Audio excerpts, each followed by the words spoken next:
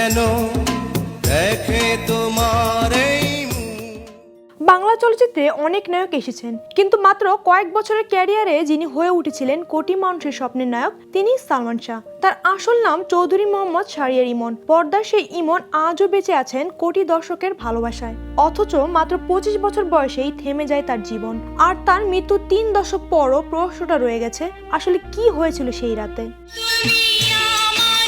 1971 সালের 19 সেপ্টেম্বর সিলেটের দাঁড়িয়াপাড়ায় জন্ম চৌধুরী মোহাম্মদ শাহরিয়ার ইমনের। ছোটবেলা থেকেই অভিনয় ও সংস্কৃতির প্রতি ছিল তার আগ্রহ।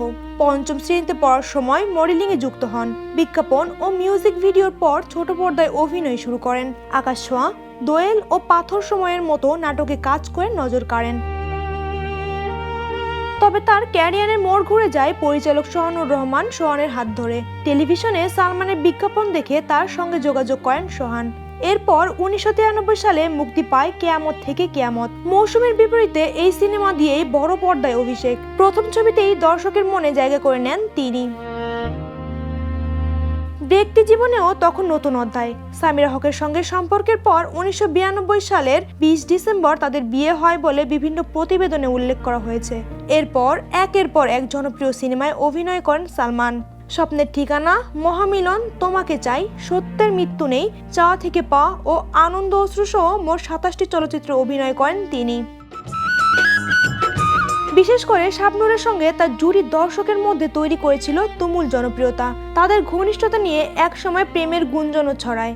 2025 সালে সামিরা হক এক সাক্ষাৎকারে সালমান ও শাবনূরের সম্পর্ক নিয়ে দাবি করেন। তবে এই বিষয়ে বিভিন্ন পক্ষের মন্তব্য রয়েছে, ফলে বিষয়টি আজও বিতর্কিত। 1996 সালে 6 সেপ্টেম্বর ঢাকা ইস্কাটনের বাসা থেকে অস্বাভাবিক অবস্থায় উদ্ধার করা হয় সালমান শাহকে। পরে হলি ফ্যামিলি হাসপাতালে নেওয়া হলে চিকিৎসক তাকে মৃত ঘোষণা করেন। প্রথম ময়নাতদন্তে ফাঁসের কারণে শ্বাসরুদ্ধ হয়ে তার মৃত্যু হয়েছে বলে মত দেওয়া হয়। মৃত্যুটিকে আত্মহত্যাজনিত বলেও উল্লেখ করা হয়। তবে শুরু থেকেই পরিবার এই সিদ্ধান্ত মেনে নেননি। 1997 সালের 13 জানুয়ারি আদালতের নির্দেশে কবর থেকে মরদেহ উত্তোলন করে আবারও ময়নাতদন্ত করা হয়। কিন্তু ততদিনে মরদেহ পচন ধরায় দ্বিতীয় ময়নাতদন্তে মৃত্যুর কারণ নির্ধারণ করা সম্ভব হয়নি। এরপর থেকেই সালমান শাহর মৃত্যুর কারণ নিয়ে তৈরি হয়েছে নানা প্রশ্ন ও জল্পনা।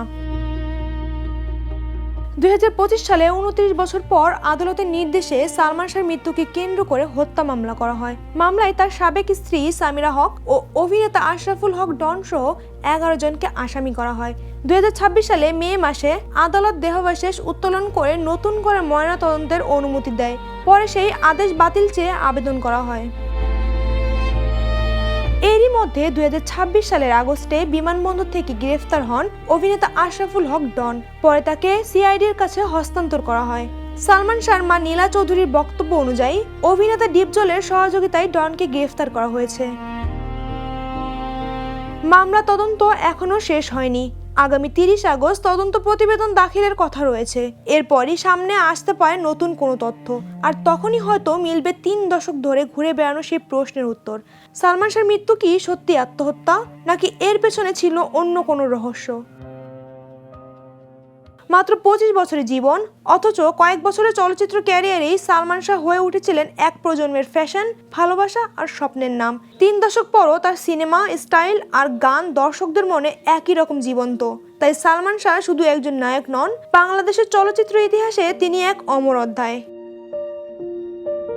Beyond desk, the news. দেশে দেশে সবার সাথে, দ্য নিউজ।